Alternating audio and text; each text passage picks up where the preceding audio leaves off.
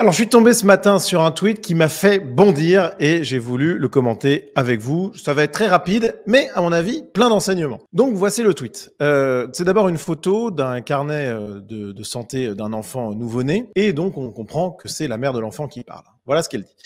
Je prends enfin le temps de feuilleter le carnet de santé de l'enfant quand, soudain, que vois-je?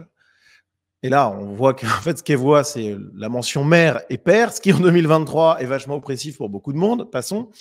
Et donc, sa réaction, hein. Du coup, on tire au sort laquelle de nous deux s'inscrit à père, ou c'est celle qui a le plus gros salaire, celle qui bricole le plus, celle qui aime le moins faire le ménage. Bon, on comprend donc que c'est une femme lesbienne qui est en couple avec une autre femme et qui a eu un enfant avec celle-ci. Enfin, avec celle-ci. Il y a eu un donneur, évidemment, parce que la biologie étant quand même toujours quelque chose à prendre en compte, même si les gauchistes n'aiment pas ça, il faut quand même encore un homme pour concevoir un enfant. Qu'est-ce que nous dit ce tweet? Alors, j'ai fait une réaction sur Twitter. Alors, je vous invite à me suivre sur Twitter. C'est un pavé, mais franchement, pour moi, c'est essentiel. Parce que ce tweet de cette femme, en réalité, il montre sans doute l'un des pires travers du gauchisme et ce qui devrait sauter aux yeux de tous normalement, c'est le fait que des situations individuelles et souvent des caprices individuels doivent s'imposer, selon les gauchistes, sur l'ensemble de la société et donc que la norme doit être remise en cause, attaquée, finalement détruite. Donc voilà ce que j'écris. L'un des traits les plus incroyables du gauchisme, c'est cette volonté constante de détruire les fondements de notre civilisation pour des cas particuliers. Les gauchistes sont incapables de comprendre les bienfaits d'une norme pour la société.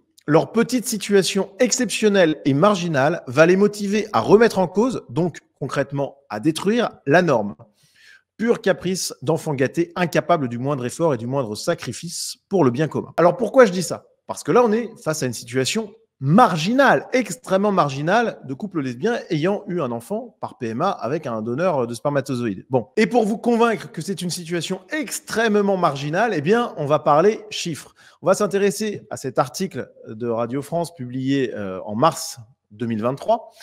PMA pour toutes, 21 bébés sont nés depuis la promulgation de la loi. Alors 21 naissances, c'est microscopique. On va regarder des chiffres plus larges puisqu'on voit qu'il y a eu 2000 tentatives de PMA, dites pour toutes, qui ont été réalisées. Alors 2000 tentatives réalisées en mars 2023, rapportons ça au nombre de naissances en 2022 pour comparaison.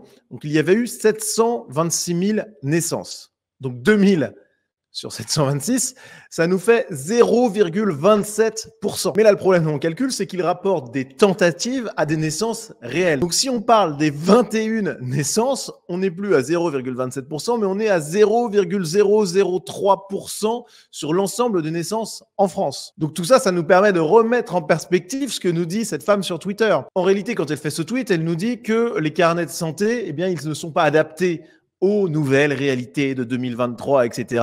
Et que mère et père, eh bien, c'est vachement discriminant et qu'il faudrait changer ça, donc mettre, pourquoi pas, parent 1, parent 2. Le problème, c'est que ça voudrait dire qu'on imposerait pour 0,0003% des naissances quelque chose de complètement différent à 99,99% des autres couples. Donc il faut vraiment que la folie cesse. Surtout que là, si on se sent oppressé par la mention père sur le carnet de santé, bon, on peut la barrer puis manuscritement dire mère de, etc. Bon voilà, il y a pas de, c'est pas une gravité absolue. Surtout que, et là on en revient à la bêtise gauchiste quand même, c'est qu'un carnet de santé, c'est là pour s'assurer que l'enfant va bien, s'assurer de sa santé, c'est marqué dessus.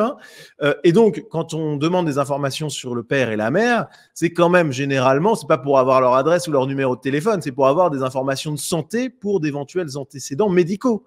Voilà, des informations qui sont importantes pour l'enfant. Parce que les gauchistes ont un peu de mal à l'admettre, mais la biologie joue un rôle dans notre constitution à la fois psychologique et physique. Et donc, avoir des informations sur les parents, c'est essentiel. Bon, et comme on ne peut toujours pas se passer des spermatozoïdes pour faire un bébé, eh bien, avoir des informations sur la santé du père, c'est quand même mieux. Si il y en a pas, ça arrive, c'est pas dramatique, mais c'est toujours mieux d'en avoir. Donc là, vous voyez, il y a un mélange de tout qui est complètement dingue. Et donc, pour en revenir à mon tweet, je finissais en disant « Je suis tout à fait favorable à protéger les minorités ». Contre les persécutions, évidemment. Voilà, on n'est pas des sauvages, faut pas déconner. Mais aussi contre les mises à l'écart mesquines de la société. Voilà, je pense que là, c'est très clair ce que je dis. Mais il est impensable que la majorité subisse la loi de ces minorités. La civilisation repose sur des normes. Si on abat ces piliers au nom d'une petite minorité capricieuse et incapable de voir l'importance de ces normes, c'est la civilisation qui s'écroule. Sur certains sujets, moi aussi, je suis en minorité par rapport à la norme. Si j'étais un gauchiste, quelle horreur, je militerais donc pour que certaines de ces normes disparaissent. Mais comme je suis un Français et un Européen normal, heureusement, j'ai conscience que je ne peux pas imposer mes caprices au plus grand nombre, surtout si ces changements que je demandais étaient gênants pour tout le monde, ou pire, si ces changements mettaient en danger à leur mesure notre civilisation. Bref, le gauchisme est vraiment une maladie mentale. Et là, je pense que c'est essentiel. Notre civilisation européenne, notre société française repose sur des normes qui peuvent être écrites ou non. Hein, voilà, c'est de l'ordre de l'inconscient collectif aussi parfois.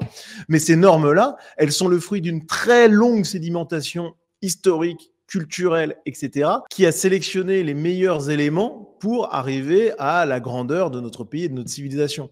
Il y a plein de mauvaises normes qui ont été évacuées au fur et à mesure. Et si la civilisation occidentale est clairement la plus grande de l'histoire de l'humanité, c'est pas par hasard. Voilà, ces normes-là, elles ont participé à sa grandeur. Alors, ça ne veut pas dire que les normes sont intouchables. Attention, évidemment, on peut les améliorer, on peut même les révolutionner parfois. Mais alors vouloir les abattre pour un cas particulier, ça n'a aucun sens. Et là encore, je pars dans un discours grandiloquent, mais à la limite, au-delà de ça, sans parler des normes civilisationnelles qui sont hyper importantes, c'est un vrai sujet, hein, mais juste il y a une question de ne pas vouloir faire chier le monde en fait.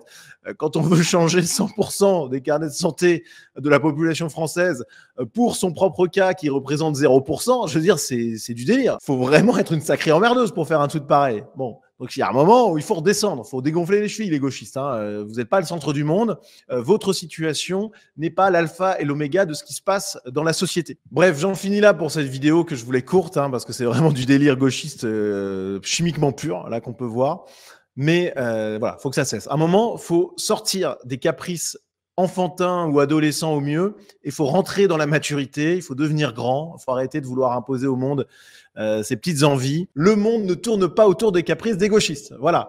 Bon, les amis, merci d'avoir écouté cette vidéo jusqu'au bout. N'hésitez pas à soutenir mon travail. Vous pouvez le faire via le lien Tipeee qui est en description de cette vidéo, via un paiement mensuel de 5 € par mois. Vous accédez à la communauté Sunrise avec du contenu exclusif, un groupe Telegram très sympa, etc. Et vous avez aussi la possibilité de me soutenir en achetant une œuvre d'art réalisée par un artiste patriote. C'est en vente sur sunriseshop.tube. Vous avez le lien en description également.